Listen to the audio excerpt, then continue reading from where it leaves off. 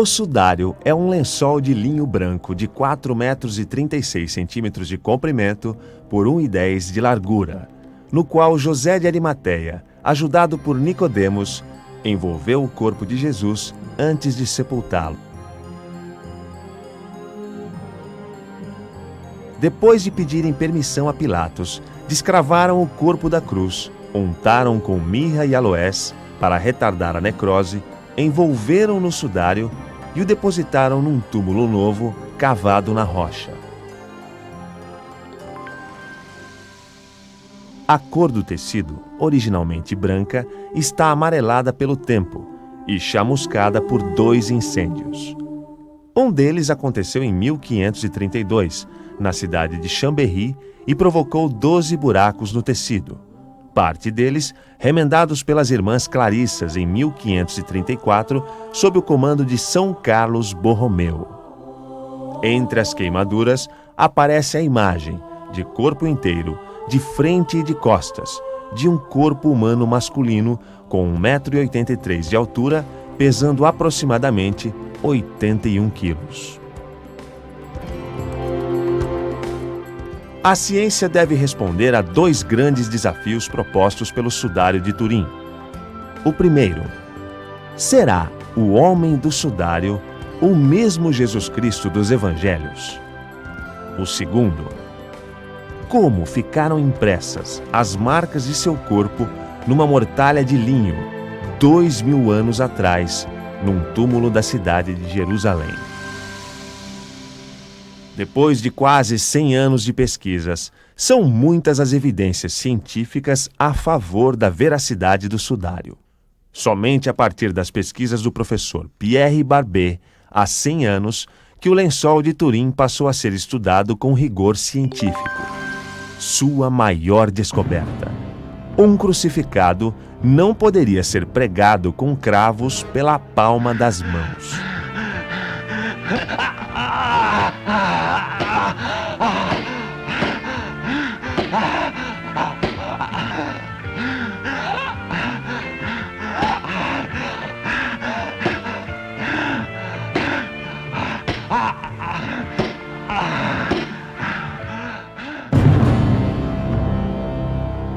Nessa região, não existe suporte ósseo suficiente.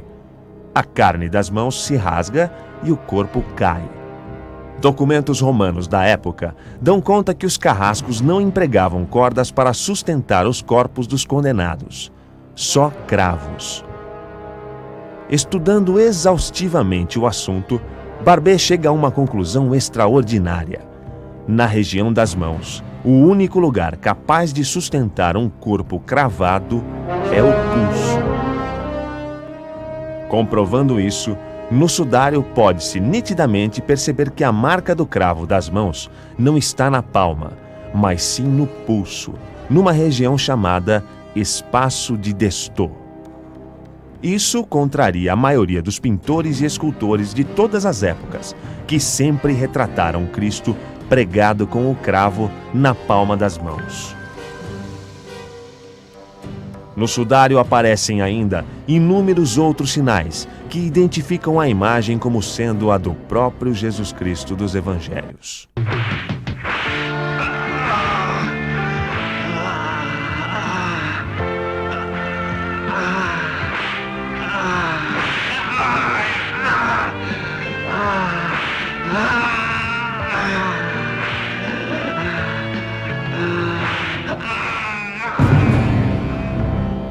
A palavra flagelo deriva do latim flagrum, o nome dado a um tipo de chicote feito com tiras de couro, com chumbinhos nas pontas. Pilatos mandou chicotear Jesus com um flagrum. Na imagem do homem do sudário, aparece mais de 100 de ferimentos, com características que coincidem perfeitamente com as marcas causadas por um flagrum. Coroa de espinhos. Jesus, condenado, espera no palácio de Pilatos a execução de sua sentença. Os soldados romanos começam a zombar do prisioneiro, vão se tornando cada vez mais violentos, até que finalmente enterram a pauladas em sua cabeça uma coroa feita de espinhos.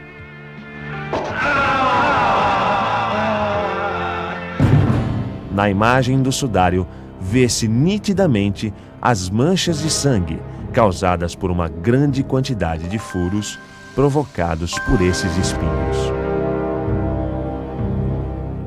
A lançada no peito. José de Arimateia conseguiu permissão de Pilatos para retirar o corpo de Jesus da cruz. O soldado que estava de sentinela, temeroso de que Cristo ainda estivesse vivo, perfurou-lhe o peito com uma lança.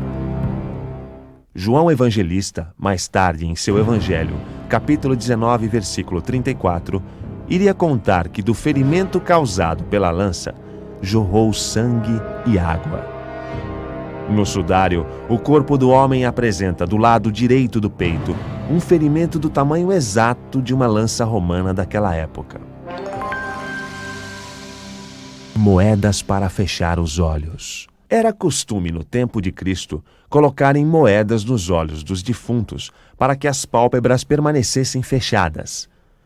O Dr. Francis Filas, professor de teologia da Universidade de Chicago, descobre por meio de ampliações fotográficas computadorizadas 2 moedinhas chamadas litos, identificadas depois pelos numismatas como raríssimas moedas criadas por Pôncio Pilatos durante seu governo. Imagens impossíveis de reproduzir. Vejamos algumas características da imagem do sudário até agora constatadas pela ciência. Primeiro, a imagem é indelével. Em 1500, o tecido foi fervido em óleo e sabão durante 2 horas. A imagem permaneceu inalterada. Segundo, a imagem é superficial. A imagem do homem do sudário aparece somente na superfície de um dos lados do tecido, ao contrário das manchas de sangue, que, embebendo os fios, passaram também para o outro lado.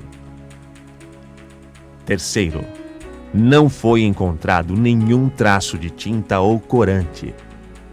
Examinado ao microscópio eletrônico, o sudário não apresenta qualquer vestígio de tinta ou corante de pintura.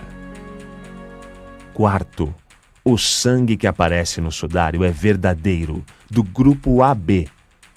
Em 1981, cientistas conseguem demonstrar que o sudário tem manchas de sangue humano verdadeiro do grupo AB.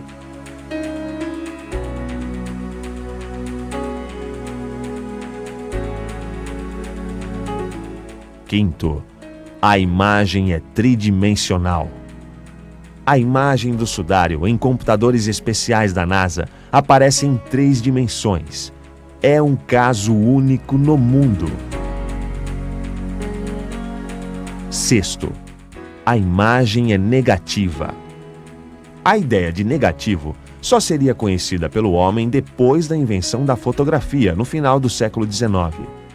Isso exclui por completo a hipótese de que o sudário seria uma pintura do século XIII. Sétimo, a imagem é esfumada. Não tem contornos definidos. Ela é proporcional à distância que o tecido está do corpo. Onde está mais próxima, ela é mais escura. Onde está mais distante, é mais clara. Em 1978, os cientistas da NASA, através de um projeto chamado STURP, The Shroud of Turin Research Project, realizaram o maior e mais sofisticado estudo interdisciplinar já feito sobre o sudário. 40 toneladas de aparelhos de pesquisa, 120 horas de coleta de material e medições, 100 mil horas de estudo posterior, 600 horas de observação ao microscópio para examinar 36 amostras de 5 centímetros quadrados e 300 fibras do tecido do sudário.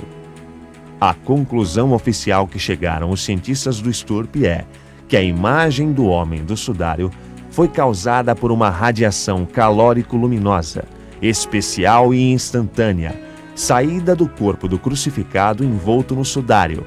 Radiação essa que chamuscou ligeira e superficialmente as pontas das fibras do tecido.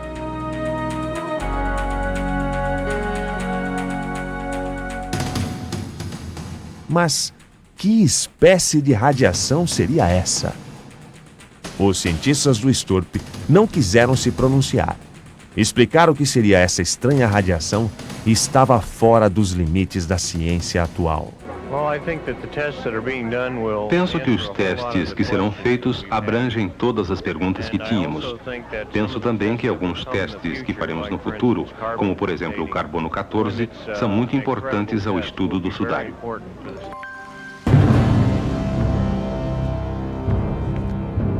Como poderia um corpo humano, dentro de um túmulo em Jerusalém há 2000 anos, desintegrar-se atomicamente? Para nós que acreditamos que o corpo envolvido no sudário era de Jesus Cristo, não temos nenhuma dificuldade em aceitar que essa radiação especial poderia ser uma eclosão de luz e calor que saiu do corpo de Cristo no momento da sua ressurreição. Provas históricas. A história do sudário é cheia de mistérios. O Dr. Ian Wilson, sem dúvida um dos maiores estudiosos do assunto, apresenta em sua obra uma teoria muito curiosa e bem documentada.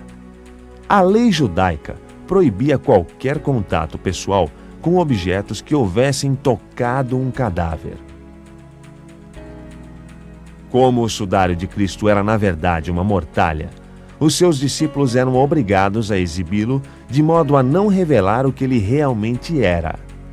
Apresentavam o sudário dobrado, de forma a aparecer somente a parte em que se viu o rosto do homem do sudário, a verdadeira e estranha face de Cristo. Nasceu assim a lenda da Verônica, uma mulher que teria enxugado com um lenço o rosto de Cristo na subida do Calvário. Na verdade, essa mulher não aparece em nenhum evangelho. O nome Verônica é derivado do grego vero-ikon, que quer dizer verdadeira imagem. De fato, documentos antigos dão conta da existência de uma peça de pano muito milagrosa, conhecida como mandilhão de Edessa. Nesse tecido, aparece a face de Jesus Cristo, que era adorada como sendo uma imagem não feita por mãos humanas. Segundo Ian Wilson, o mandilhão de Edessa era o sudário, que era exposto dobrado, de forma que aparecesse somente o rosto de Jesus. Outras descobertas científicas sobre o Santo Sudário. Em 1973, o Dr. Max Frey, um cientista suíço ateu, pressionando fitas adesivas no sudário, recolheu material depositado nas fibras do tecido. Estudando esse material, descobriu algo realmente sensacional. Como sabemos, as plantas liberam uma quantidade enorme de pólen. Esses grãos microscópicos são espalhados pelos ventos, na proporção de milhões de unidades a cada metro de solo. Cada planta possui um tipo de pólen de formato diferente. Max Frey descobriu no sudário 57 tipos de pólen, todos correspondentes a plantas de locais onde o sudário foi exposto e, coisa extraordinária, de plantas que só existiram no tempo de Cristo, na Palestina, e que hoje estão extintas, diz o Dr. Max Frey. Essa descoberta me permite afirmar sem possibilidade de dúvida que o sudário foi exposto na Palestina. Alguns tipos de planta, cujo pólen encontrei, já se extinguiram, não existem mais. Isso exclui qualquer possibilidade de falsificação. Causou grande repercussão mundial as revelações feitas por um importante botânico judeu, Avinoam Danim, professor da Universidade de Jerusalém, que afirmou em um congresso mundial de botânica que no sudário existia grande quantidade de pólen de plantas do tempo e da região onde Jesus viveu. Algumas delas não existem mais hoje. São estudos complementares dos trabalhos iniciados pelo professor Max Frey, de quem era discípulo. Mirra e aloés. Os evangelhos falam que José de Arimateia mandou comprar mirra e aloé para untar o corpo de Cristo antes de envolvê-lo no sudário. São duas substâncias aromáticas e tinham como função retardar o processo de necrose do corpo e disfarçar o odor desagradável. O estudo da fluorescência da imagem sindônica confirma que o homem do sudário foi envolto em aromas de aloé e mirra. O sudário e o teste do carbono 14. Em 1988, 3 laboratórios, Universidade do Arizona, Estados Unidos, Universidade de Oxford, na Inglaterra, e o Instituto Politécnico de Zurique, na Suíça, depois de realizarem testes de datação pelo método do carbono 14, declararam que o sudário de Turim era uma peça medieval, confeccionada entre 1260 e 1390, não sendo, portanto, o lençol que envolveu o corpo de Cristo no seu sepultamento, como consta dos evangelhos. A notícia causou surpresa nas comunidades científicas do mundo todo, e muitos pesquisadores começaram a contestar a validade dos testes. No último Congresso Internacional de Turim, em 1998, o professor Leôncio Garça Valdés apresentou uma descoberta muito importante. Examinando fios do sudário, sobras das amostras retiradas para o teste de carbono 14, constatou-se que esses fios estão envoltos em uma capa bioplástica, produzida através dos anos pelas bactérias presentes no tecido. Essa capa bioplástica modifica sensivelmente o resultado dos testes. Se a sábana santa era autêntica, tinha que ter este mesmo princípio de depósito desta capa bioplástica produzida por bactérias ou contaminante. Garça Valdés encontrou também nos fios retirados da parte do sudário que estava encostada na nuca de Cristo traços da madeira do patíbulo, que, ao contrário do que se pensava, não era pinho, mas sim uma espécie de carvalho chamado roble. Este é um dos vasos de madeira encontrados todavía cubiertos com a sangre del hombre de la síndone, el cual indica que el patibulum o barra horizontal de la cruz era un encino o roble y no pino como se ha creído hasta este momento.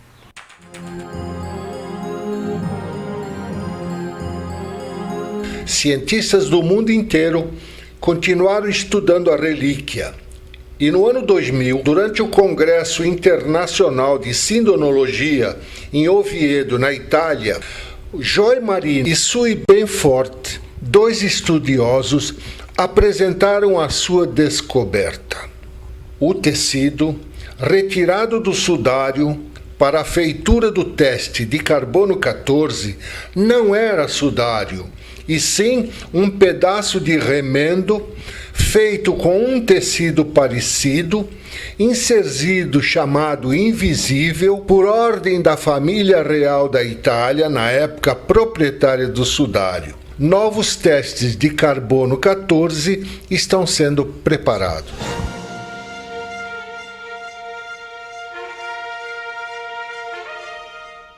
Quem, como eu, teve um dia a felicidade de ver com os próprios olhos o sudário, não precisa de provas científicas.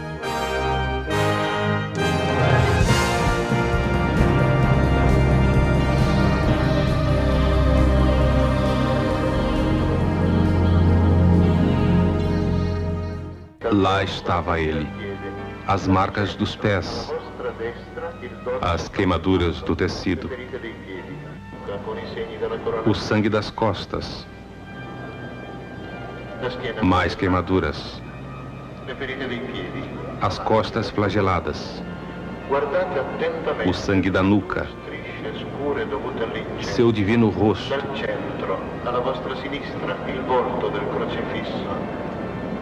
as queimaduras, a chaga do peito,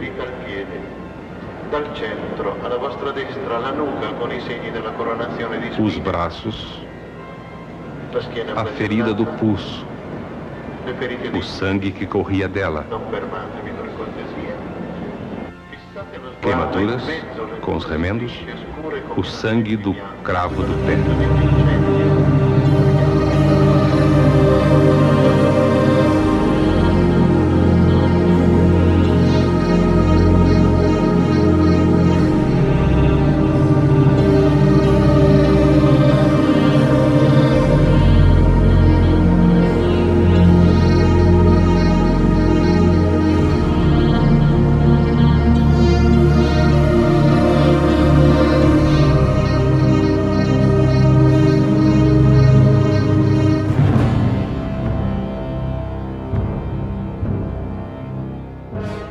Para nós fiéis, parece que Jesus quis deixar-nos sua fotografia de corpo inteiro, de frente e de costas, com todas as marcas da paixão.